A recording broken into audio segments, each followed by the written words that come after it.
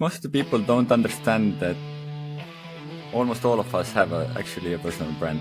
Don't necessarily have to create a lot of content and share your personal life with everyone because it's personal branding, so I must be talking about my love life and how I whatever, all those things. You don't. Like it's just you as a person having your experience, sharing your story within a context, and you yourself decide how personal you want to go with it.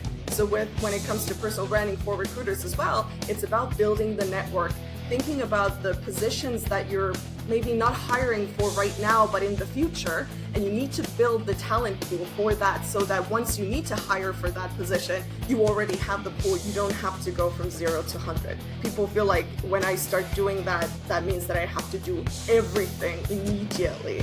Nope.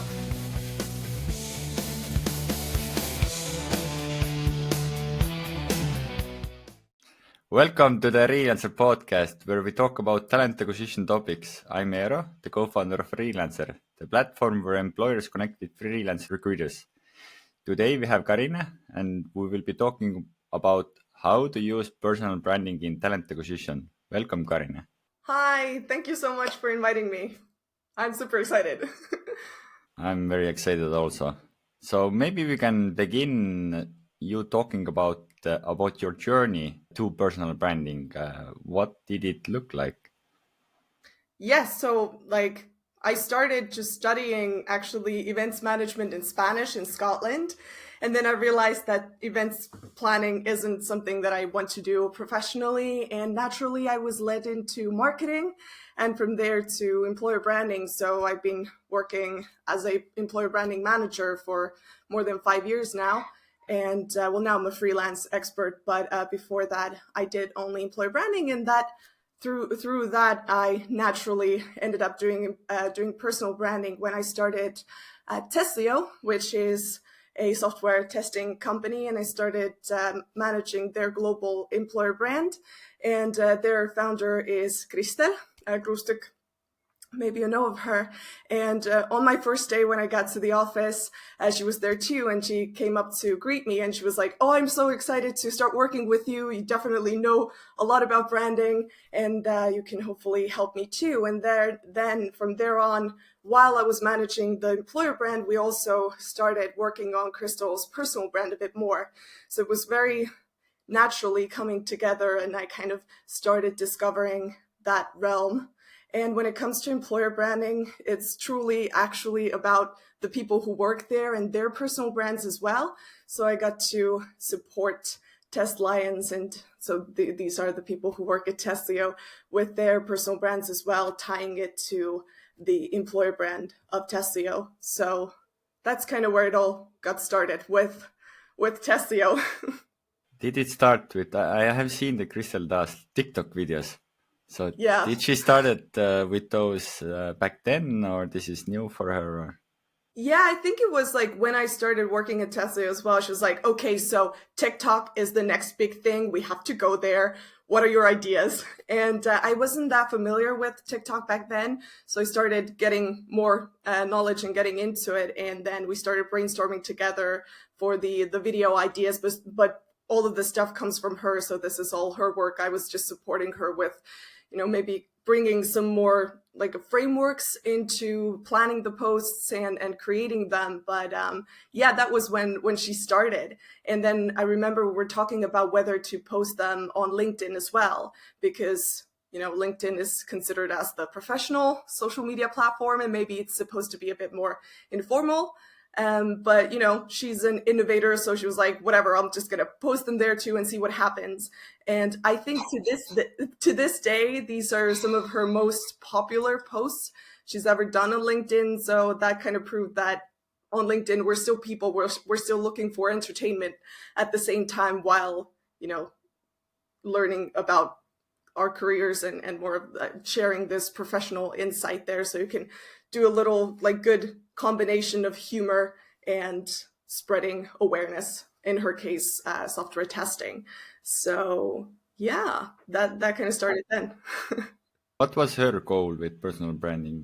Because I have seen at least the videos is around like testers and then maybe jokes about around that. So is it to get more testers on Testlio's platform or in like general awareness, or what was the goal for her? The long-term goal, but more about raising awareness about software testers as well in the IT world. If you're a tester, by software developers, you're considered as the lower class in a way, or like, yeah, anybody could do that job, but it's actually difficult, and you need experience and knowledge to do it well. So that's kind of her message, that, you know, software testers matter and we're cool and we do important things. So that was initially the goal, to just spread more awareness and also entertain, do it through humor and fun, and get more people involved and in general more aware of that. Humor always works. So talking about humor, do you have a fun fuck up story with personal branding to share? Yeah, I was thinking about that, because the problem with me is that I don't really spend that much time like processing my failures. If I fail, I'm like, okay, cool, what can I learn from it? And then I learn from it and I move on and I forget. So I don't have like a huge like mess up story, but I have like two, maybe not necessary. Anyway, I'll just share them and then you decide whether they're fun or not. But one is that I've decided whenever I have a client meeting, I would take a picture with the client so that I can share it on social media later. And I always forget to do that. So the last time I forgot to do that, I remembered it later at a bus stop, and I was like, damn it, how am I going to make a post about it now? Because I'm a starting entrepreneur and I want to share the projects that I'm doing, and this is important to me. But then I just realized that maybe I'll just do a post about forgetting to take a picture. So that's, so I was like, well, it was in the bus stop when I realized that I hadn't, just kind of being authentic. So authenticity is something that I talk about a lot in personal branding, and I try to live it myself. So yeah, turning that little failure, as you might call it, into content, just being honest. But the other one is that I do ghostwriting as well. So I write like blog posts or articles for clients. And when it's like more of a personal blog post, I sometimes get so into it that I've like written a draft. And then at the end where you sign off and you write your name, I would write my own name instead of the client's. And then I would send it to be reviewed. And then the client's like, well, please don't leave that in. That's now not how it's supposed to work. So that has been maybe a bigger of a failure for me, where I feel embarrassed, where I'm like, damn it, it's not me. You have to do the one that you have like first letters on each row that will spell your name, so it's gonna be hidden. So Oh my God, yes, I'm gonna be like Taylor Swift, like leaving clues and people can just like connect the dots. This is really cool. but actually, yesterday or day before, I saw somebody also forgetting to do a picture, and then so he used AI to generate a fun like caricature, and that Yeah, of course worked very well, I think, in general. And if you yeah, want to I be think. very very cringe, you can put your in the audience all your faces or whatever. So you can be very creative in there. I think have some fun with that. It's a cool thing when you forget something and then you get to be creative around that. Like, how can you, tell that story? Personal branding, I think for most of the people, I think most of the people don't understand that almost all of us have actually a personal brand. Because Yeah, I can give you an example. If somebody would write me a message or send me an email or call me, and if it's something relevant to me and I care, I would check out who's the person. I would Google and stuff, and then basically you have this online footprint, and that's in a way your brand already. Like, so what is personal branding? yeah. This is super interesting, because I realized that many people don't understand that. They feel like if I start personal branding, creating my brand, then only then I will have a personal brand. But yeah, exactly, everyone has a personal brand. So an example I like to bring is, I already talked about Kristel. So when you think about Kristel Grustuk, maybe you know her, maybe you don't, but just that name, that person, what's the information that comes to your head? Everything that you know about her, this is her personal brand in your head. So a personal brand is essentially a perception or an idea of a person based on the information that you know. And then if you have all this information about Cristal in your head right now, and then I would tell you that she's a mother of 2 kids, she does horseback riding, she has her own horse, and they've traveled to, or they've lived in South Africa for like almost every winter they go there with a family. Then what I've done is personal branding. So I am intentionally choosing the messages that I'm communicating to you about that person. And this is personal branding. So if you really decide, if you know what the messages are that you're communicating, then you are intentionally shaping your personal brand. And that's the activity, that's the personal branding. So also, if we think about it, that this is the idea of a person in everyone's head, then there are as many personal brands of a person as there are people who know that person or who have heard about them. Does that make sense? Yeah, and I think there is this interesting word you used, intentional. So you will have a personal brand anyways, but at least if you do it intentionally, you can in a way choose the angle where it comes from and what's gonna be the perspective that people will see you about you, basically. Mm-hmm.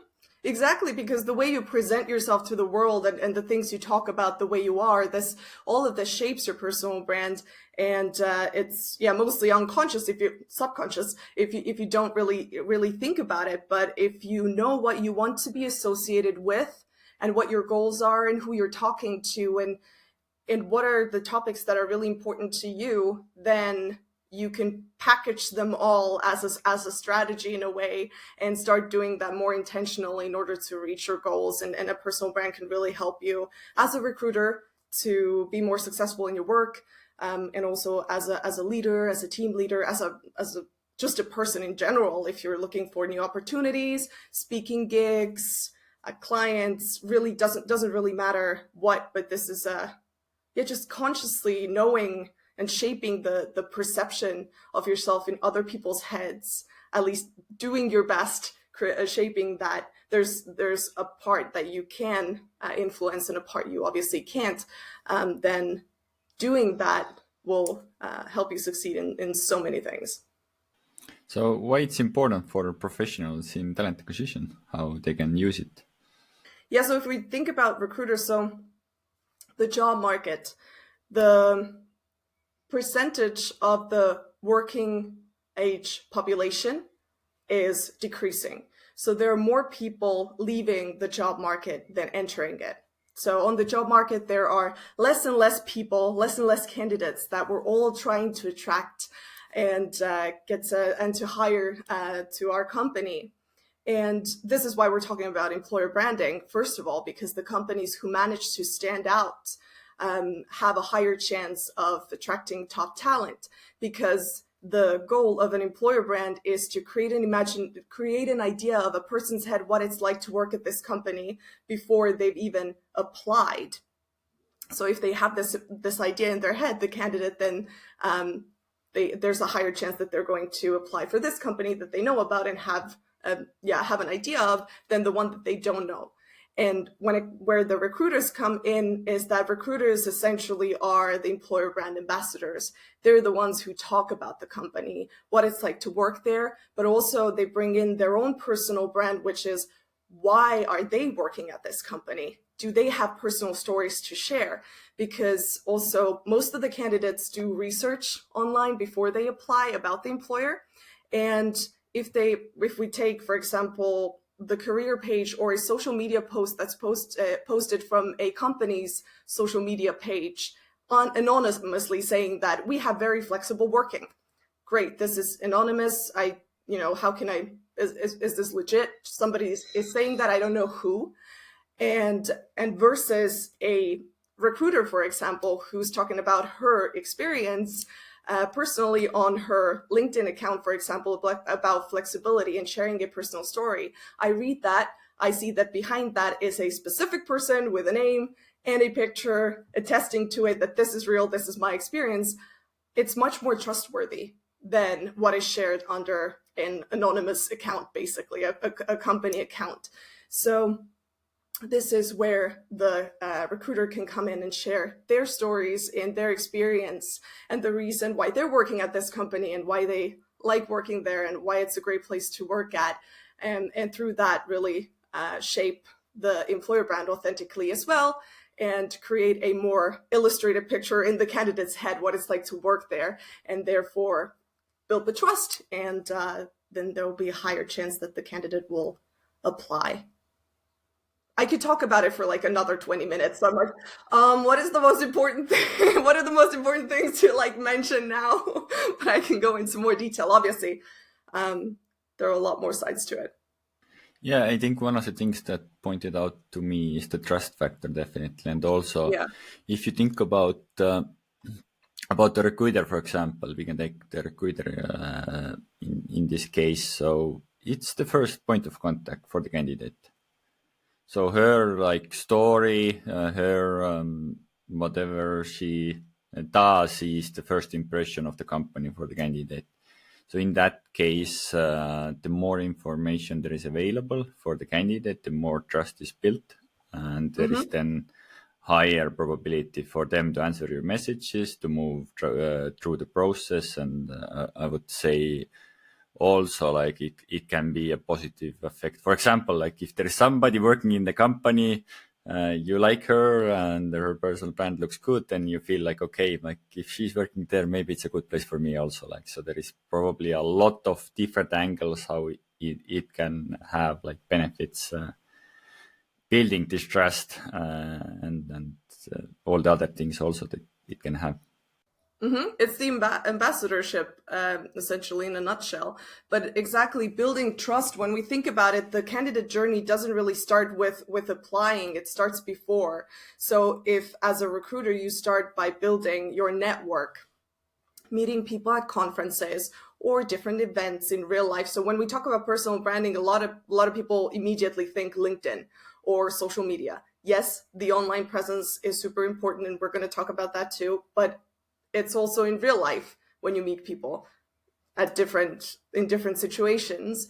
But it's really building the trust. So first of all, meeting them, or becoming visible on social media and adding them to your connections, to your network, so that they're aware of your existence. This is the first step, and then building trust over time. It's the interactions, the content that you share, so that the potential candidate who's still not your candidate just becomes familiar with you and where you work, and exactly builds this relationship or this trust, kind of like, okay, I like what they share. They seem to be a pretty cool person with great experience and great knowledge. I want to follow them. And oh, they work at this company. Interesting. This company must be pretty good, because this really respected person and the person that I really like is working there. And then once they share a job ad, for example, then there's a higher chance that I'll be more interested in taking a look. So exactly, there are a lot of different steps how to build that trust.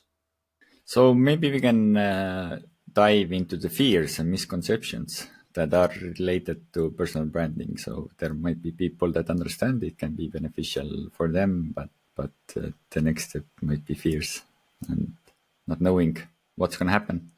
Misconception that I always get is like you already mentioned, immediately they think about posting. Okay, so when I start shaping my personal brand, that means that I have to start creating LinkedIn posts 4 or 5 times a week. I don't have the time for that. It takes me more than an hour to write a post. I don't want to do any of that. So I'd like to break that myth. It's like a tiny part of personal branding. You don't necessarily have to create a lot of content and share your personal life with everyone because it's personal branding. So I must be talking about my love life and how whatever, all those things. You don't. It's just you as a person having your experience, sharing your story within a context. And you yourself decide how personal you want to go with it. If you just decide that, okay, I want to talk about my experience as a recruiter, then that's fine. This is also good, just as long as you share your experience and your story. And some of the fears, what people But what people are afraid of is, well, depends on who. When we talk about Estonia and knowing our people were maybe not super social as a society, right? But I know that recruiters are more social than an average Estonian person. But sometimes there's fear around networking, like making new contacts. Like, how do you actually approach them? Or if they're not a potential candidate, why should I add them to my connections? Or why should I talk to them? Like, I don't have a specific goal. So when it comes to personal branding for recruiters as well, it's about building the network, thinking about the positions that you're maybe not hiring for right now, but in the future. And you need to build the talent pool for that, so that once you need to hire for that position, you already have the pool, you already have built the trust with these potential candidates, and then you share the job opportunity, and there's a higher chance that people are going to apply. So there's a fear around networking. So this is why it's so important to really think about your strategy and think about your messages. What are the things that I want to connect with what I want to connect over with these people? What am I going to ask them about? What are the topics that I really care about when it comes to recruiting? What do I want to know about them? So really thinking through what the maybe conversation points are, so that it's easier to network, because you always know that these are the things that I'm going to talk about, and I won't feel awkward or weird, or that this will be a weird experience. So this is one. Maybe some other fears. People are scared to share their story. They think that it doesn't matter. I asked that question from pretty many of my clients, and this was the one that was shared by a recruiter, saying that maybe they don't care, and maybe who am I to share my experience? But that's the cool part about personal branding. This is your personal story. So nobody can come and tell you, because sometimes you're afraid that maybe somebody in the comments is going to call me out and say that I'm not right, start a conflict, right? But if this is your story, then nobody else can tell you that this is not true. So it's really about sharing your experience and what you learned from it, for example, and some of the things that maybe the readers can take away. So really focusing on what your story is and what the value is that you can create. Yes.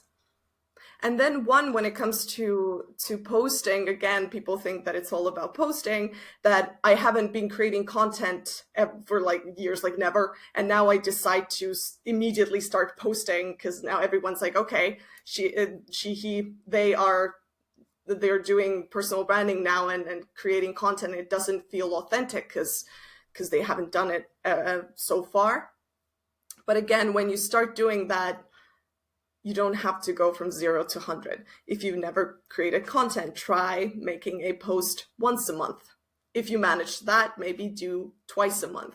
So people feel like when I start doing that, that means that I have to do everything immediately. Nope, maybe just start adding new people to your network who might be potential candidates or potential clients if you're a recruiter at an agency, for example, or a freelance recruiter. So it's all simple little steps. Yeah, one of the things that is definitely important is building the network.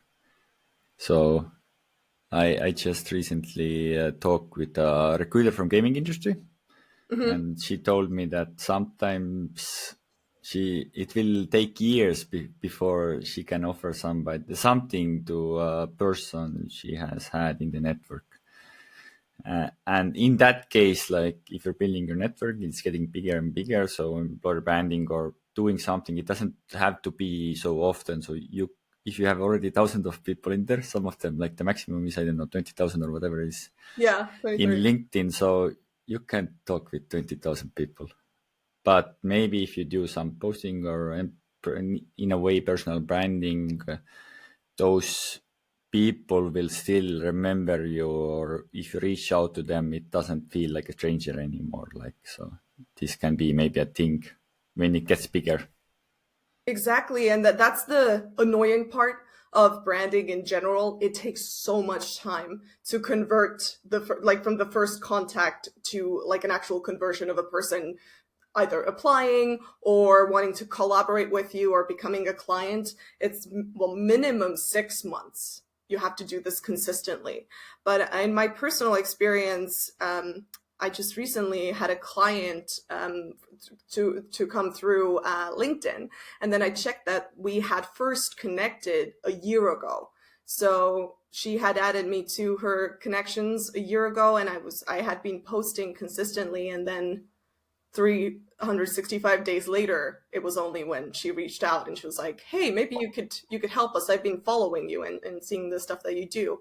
So it does take a long time. And it's very important to know who you're talking to and knowing your target audience. So this is something that I did with one of my clients. It's a recruitment agency, and we took all the recruiters together and started the personal branding project together and did a little workshop and really determined who the target group is. So for an agency, from one side it's the client or potential clients, and then the other side it's the candidates, and really diving into who these people are, what type of content do they like to consume, how do they communicate, what do they focus on, and how could we provide value. So you have your own messages, you have your own story and topics that you care about and the things you want to be associated with.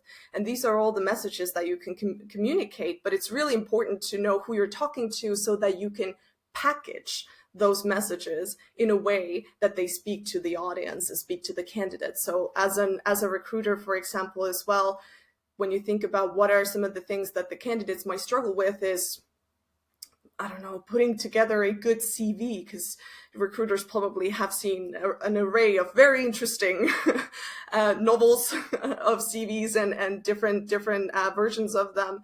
And sharing that experience, for example, and really sharing content with the candidates about how to put together a CV that is going to work and it's going to get you to the next round. So these type of things, and how to also, when you think about creating content like that, how should I write it? Should I share a personal story as just a story, like a very long one, or should it be more of a bullet point format of a content? What type of content is the best for them to consume and to see the value in it? So this is kind of the part of the communication and target group there, to really think about how you package it.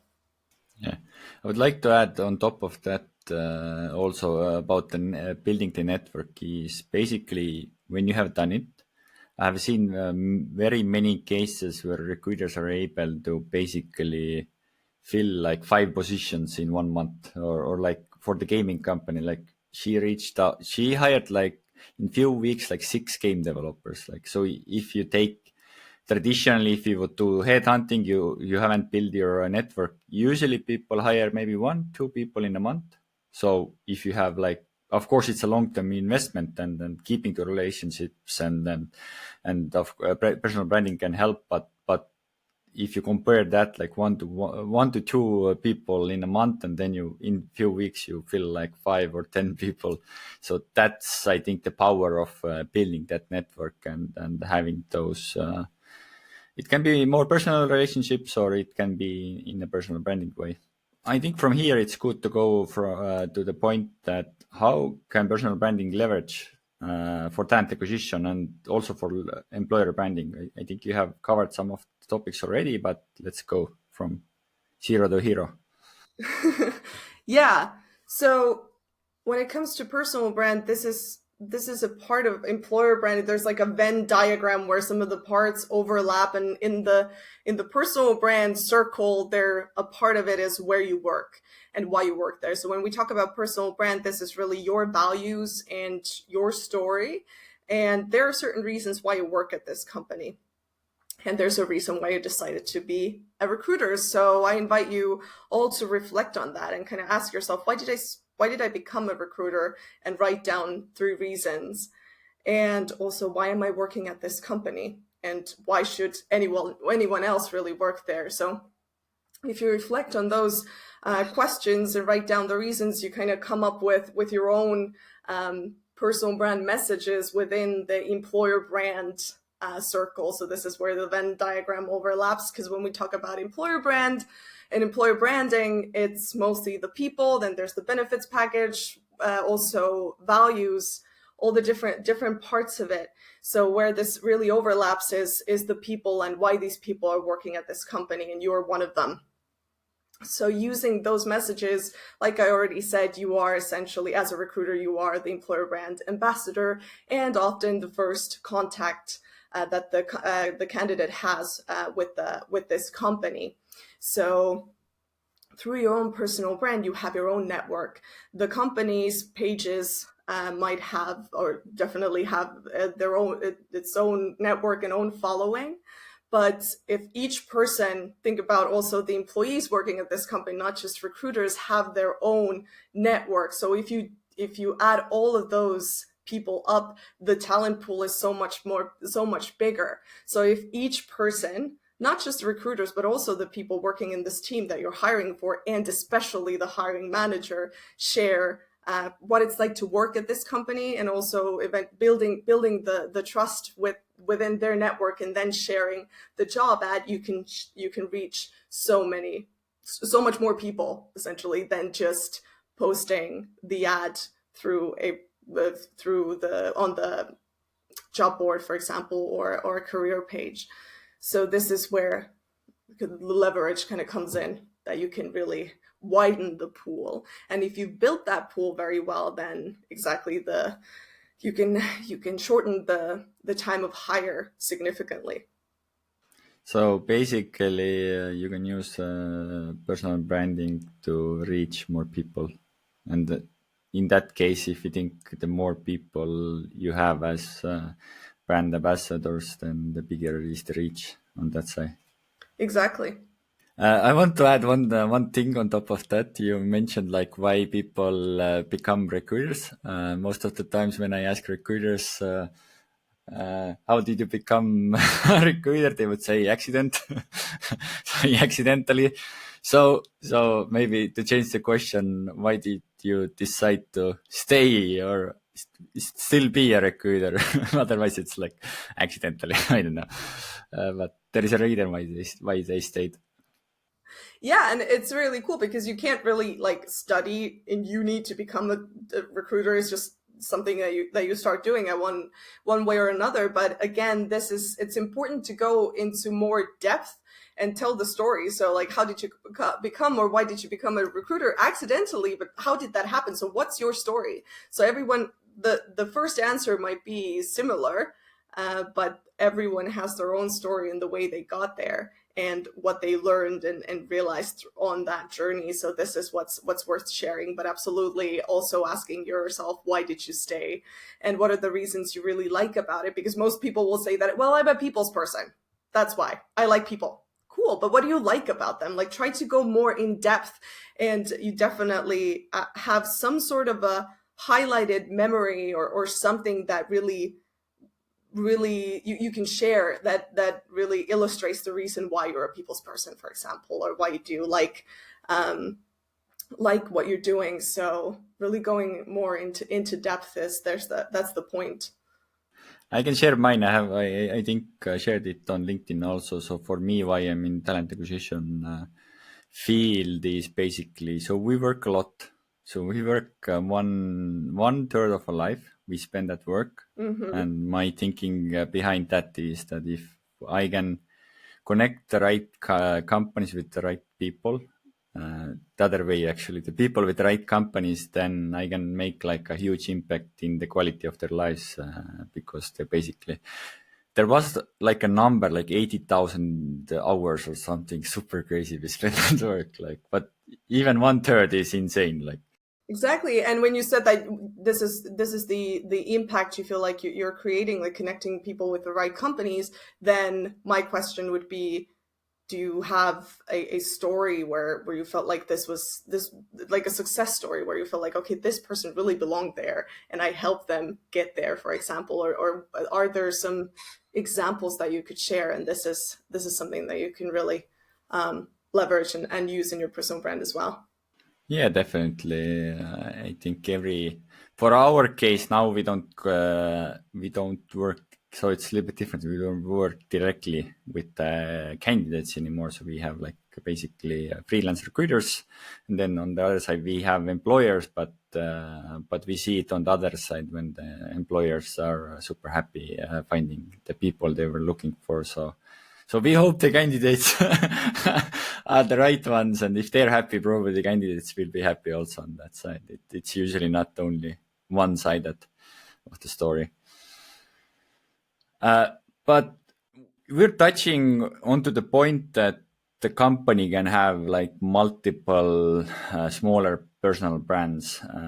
So how to make them work together? Like how to leverage that make it as a unit, as an organizational brand or team level? Like let's say there's a talent acquisition team that has like recruiters who have their own personal brands. Like how to make it as a bigger unit?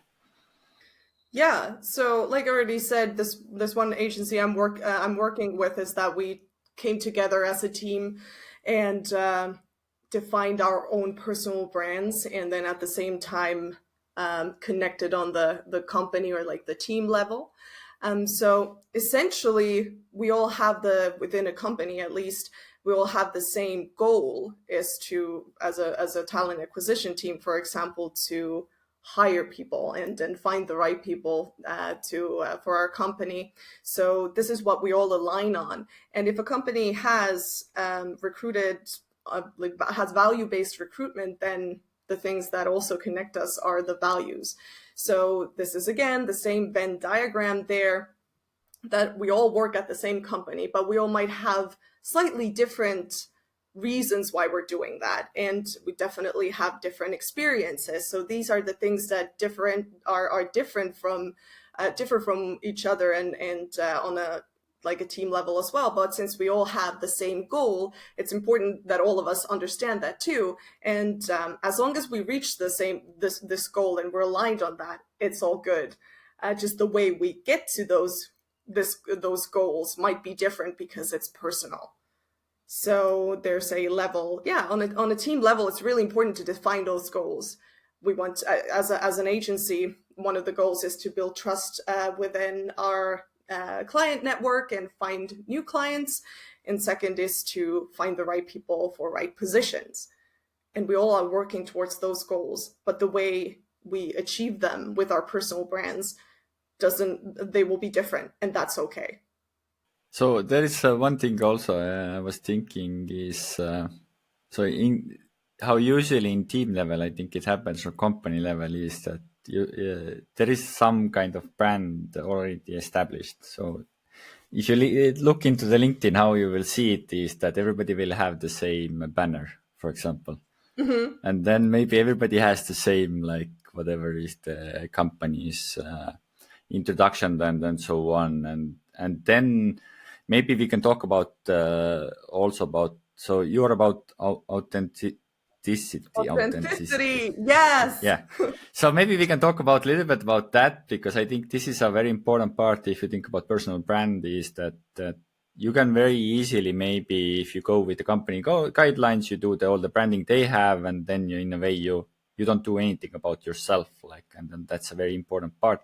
Otherwise you're gonna be just A minion. I would say like a wallpaper, a minion or whatever. Yeah. Yeah, exactly. Otherwise, you're just going to be like a channel that the company's using to get their messages through. So exactly, this is where the authenticity and the personal brand come in. Because if you're just an employer brand ambassador, if you think about it in a very like narrow-minded way, this is like, okay, this is the company banner, this is the company introduction, and these are the messages that I'm supposed to communicate. Copy paste, I'm going to put it on my profile, and then when you go through, for example, exactly the talent acquisition team's LinkedIn profiles, they're all exactly the same, have exactly the same content. So this is I would say the wrong way to do it, because this is not authentic. And that's where the personal brand comes in, when it's all about your personal experience. So what unites you exactly is the same company. You're all working at this company, but you all have different reasons why you're working there, different things that you really like about working there. And this is important before starting to work on your personal brand intentionally, is to reflect on that. When it comes to the banner, of course, it's great to have a similar visual, because that's the whole point of branding. It is consistent, but maybe there's a part on the banner where you can put your personal message. So the whole visual is same, but the message might differ depending on a person. And also when it comes to the introduction of the company, then it's important to reflect, what do I like about working there the most? What are some of the things that I want to bring out? But also at the same time, it's really important, like I already said, to think about who you're addressing as well. If you know that most of the people who are going to visit your profile, if we talk about LinkedIn, are candidates, then also think about them. What's the value for them, and see where there's an overlap of the things that you really like about the company and the things that are probably going to speak to the candidate as well. So use this, again, Venn diagram, use that overlap and highlight those messages there. So it's really important to make the employer brand messages of the company your own. And the way you can do it is by reflecting on your own experiences and asking yourself those questions, like, why did I decide to work at this company? Why am I still here? What do I like the most about it? And do I have a story to tell, or do I have a story to share? So this is where the authenticity comes in, and really communicating those messages in a way that you feel like sounds like you. So when it comes to the introduction part as well, maybe rewrite it with your own words, just like you talk in everyday life, or the way you write. So this is very important when it comes to authenticity and shaping your personal brand authentically while still being in accordance with the employer brand. One of the mistakes people, like mentioned, can make if they just copy and paste and share something that the company did or whatever. Because I was thinking, like, if I'm a candidate and if you want me to care about what you're sharing, then the price for that is you show who you are, or give me a piece of yourself. Like, because if you give a piece of the company or whatever everybody else is saying, and you're just sharing, then nobody will care. Mm-hmm. It's again the human element, and we want to relate. So this is why stories are so important. First of all, we will remember stories more better when there's a consequence. All the events are connected with each other, but at the same time, when we're sharing stories, we have to put in our personality a bit and our feelings, and this is what the reader can also feel and relate on. So also as a recruiter, when you think about the candidate, then also sharing the stories of other candidates, for example, obviously anonymously, obviously generalized, but this is something that the candidates can also relate on, and candidate experience is something that all recruiters really care about. So why not sharing those stories of how you've helped to create a positive candidate experience, and sharing that. And then when candidates read about those stories, they really get an idea of how you as a recruiter talk to your candidates, and how you take care of them. And this is also a way to build that trust. So we have been talking 40 minutes about personal branding, and people are so excited now. They want to start. So what is your recommended strategy or process of building a personal brand? Yeah, I guess I've talked about it now, but essentially, in a nutshell, there are two steps, or the way I see it. First of all is the strategy, in a way that you really think through what your goal is with personal branding. Where do you want to go? Is it that you want to create a bigger talent pool in order to be able to attract candidates more easily and make your work easier? Do you want to find new clients? So just really establishing the goal why. If you know why you're doing this, you'll be more motivated to keep doing this, because, as I said, personal branding takes at least minimum half a year. So you need to do this consistently. If you know why, then you see the value behind it, and you will prioritize that as well.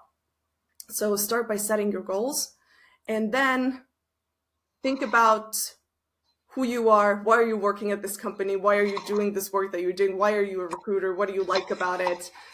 Just reflect on yourself. And then also think about the people who you are talking to. So the target audience, so important. Who they are, what they like, how they like to consume information, and where they are. And based on that, you can start building your network.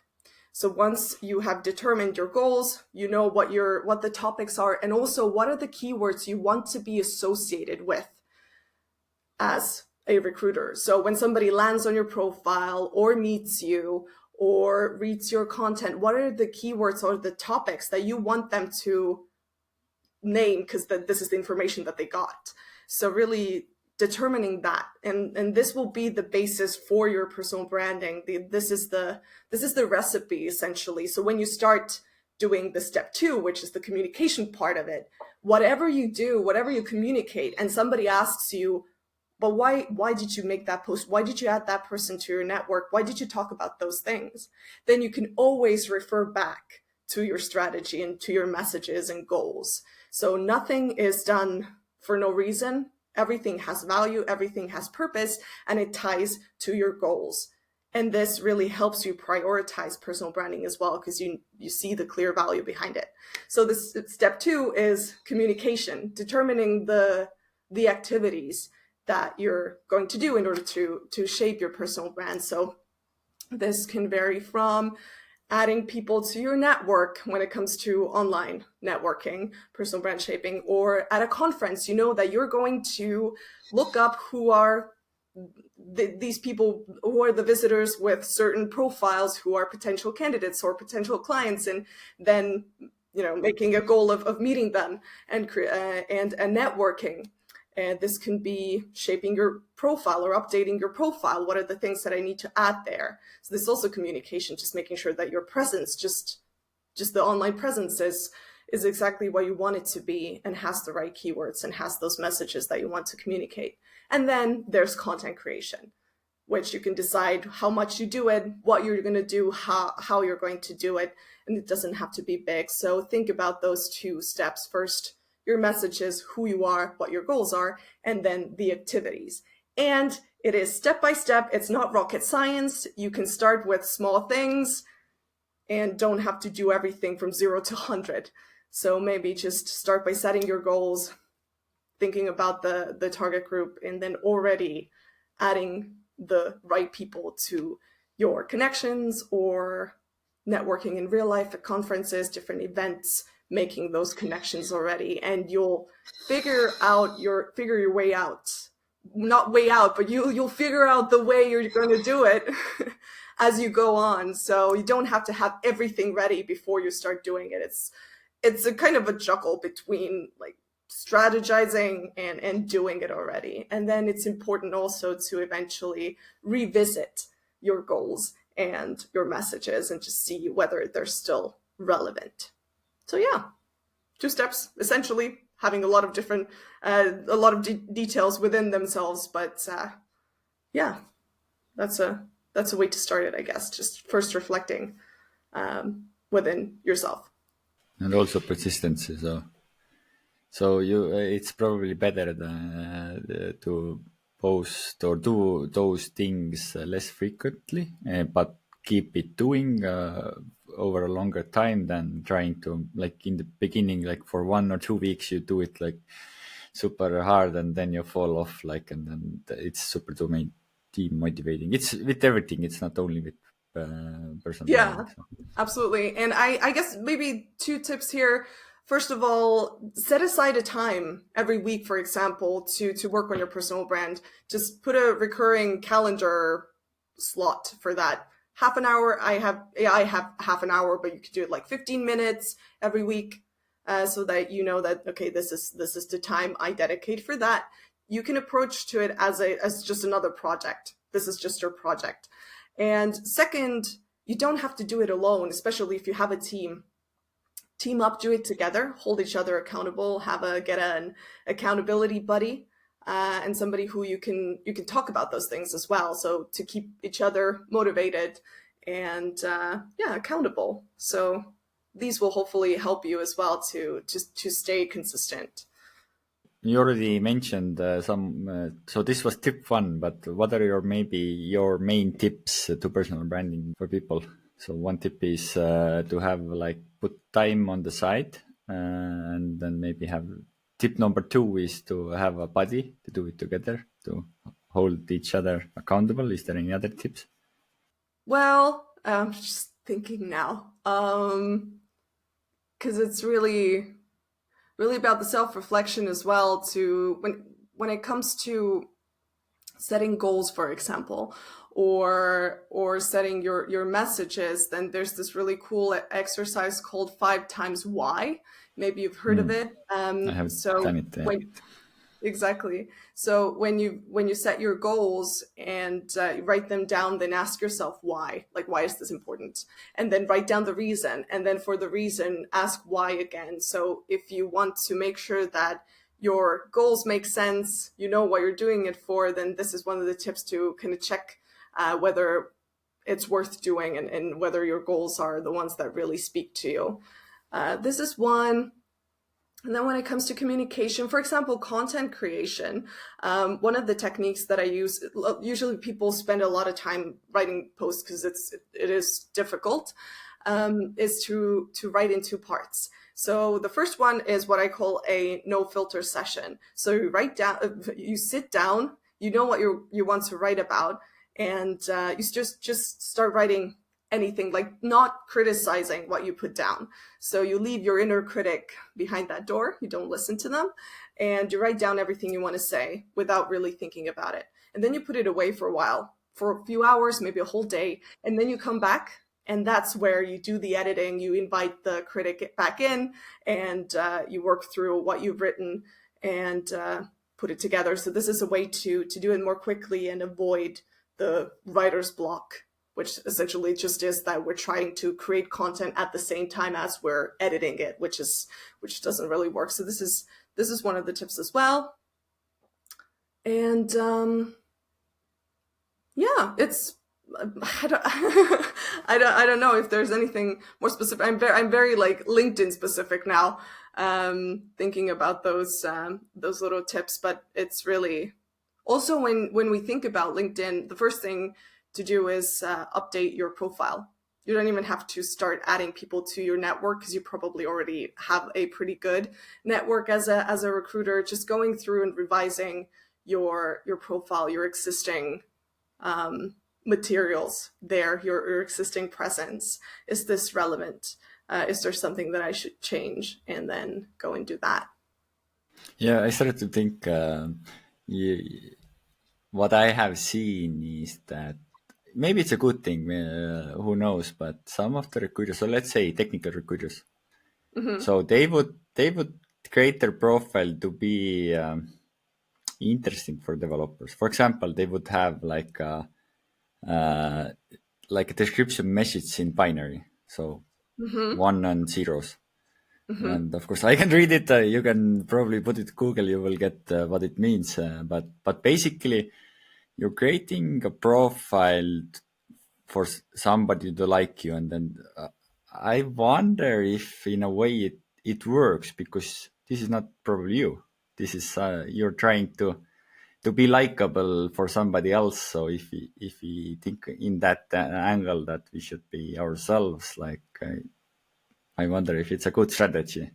There is a fine line, and that's, again, like I said, it's like it's important to package the message in a way that speaks to your target audience, but it needs to reflect yourself as well. So in this case, for example, if you're a tech recruiter and you write your introduction in binary code, then it would be authentic if you yourself understand that binary code by default.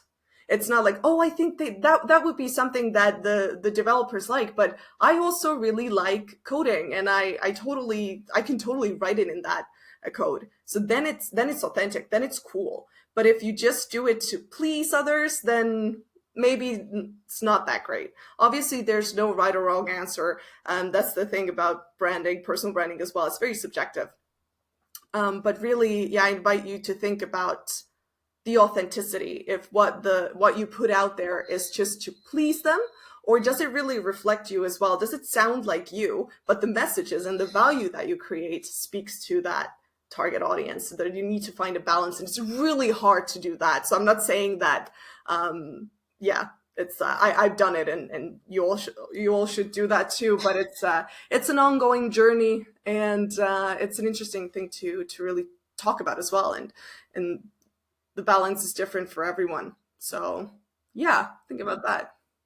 There's probably not a right or wrong answer in here, and also if the message is you, then maybe it's fine. You're just using a clever way Mm-hmm. to do it. But I just had a question. It doesn't mean that I'm telling that you're No, not of course. yourself if you do that. But one thing I want to ask is that you said that was a lot minutes ago that you don't have to post like 4 times a week. Like, what is your recommendation in there?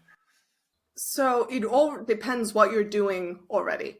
So if you have never posted before, then start by posting once a month, whatever feels comfortable to you and whatever you feel like you can do, because you have so many other tasks and so many other things to do. So what would be the optimal amount that you can fit in and commit to, regarding keeping in mind all of the other tasks that you have? So if you haven't posted before, try once a month. If you've been posting once a month, maybe try doing twice a month. So it's really just building from where you already are. There is no specific rule.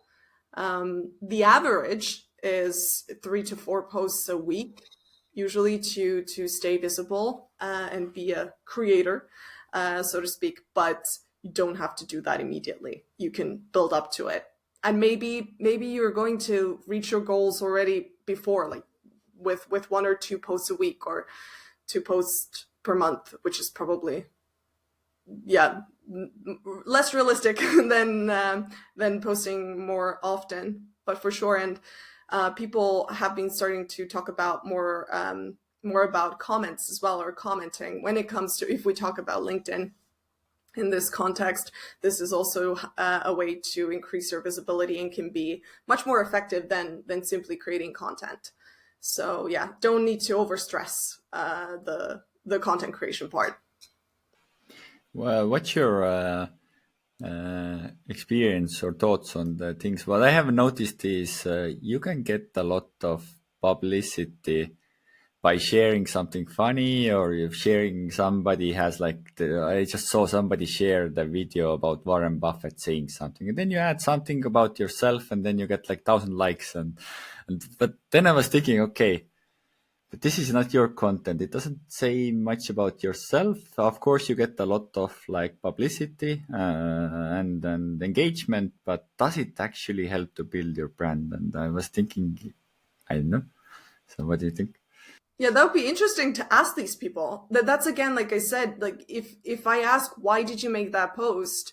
Can you refer back to your goals? Is it just, if your goal is to get traffic for no reason, then that makes sense. That serves the purpose. But does it communicate the message that you want to get through? Do you want to be associated with Warren Buffett? I don't know. I don't think so. So maybe that person hasn't really thought that through, and they've just cracked the code of how to get a lot of attention. But it's important to know what you're gaining that attention for, and what do you want to be associated with. So it's important to, yeah, know that the basics. I always refer sorry, back to the strategy in your messages. And I know this is a super boring part of the whole thing, because nothing really happens and you're just sitting there on your own making a plan. But honestly, I swear this is going to make a difference if you know why you're doing things and what your goals are, because then you won't see those posts that make no sense and exactly make you question, is this really what I'm supposed to be consuming, or this is the message you want me to get? So yeah, but I mean, some entertaining content, entertainment is a part of, we want to be entertained in a way. So making those funny posts and memes and things, are, I think, a good idea, a good way to get traffic, but also make them relevant. Also, a lot of people have brought out that, we see those posts with selfies. they just post a selfie and then write about something just to get attention, because the posts with selfies get higher traffic. So that's a fact. So they're using that. But maybe you can make the selfie relevant. If I just take a selfie of myself right now here, and then I will talk about using AI in copywriting, then that doesn't make any sense. If I attended a conference and I took a selfie with a person who talked about using AI in copywriting, and that's a selfie, and then I write about it in my post, then that's a relevant selfie. So really, it's all about relevance. Doesn't matter what you share. Is it relevant to what you want to talk about? Does it tie in with your goals and your messages? In that Warren Buffett example, I think that guy was something with finances, so maybe it made sense. But you came up with a very good, I think, example in there. So about the memes. So there has been this guy. I've been liking his memes for so a long time because they're funny and they're really good. And they're in a way they're usually onto the point also that they're like professional memes about whatever the stuff like. But I have never checked who that guy is. So if it would be something about him, at some point I would check his profile to understand who that guy is, because he's doing something. But with the memes, I just like them and I never looked who he is.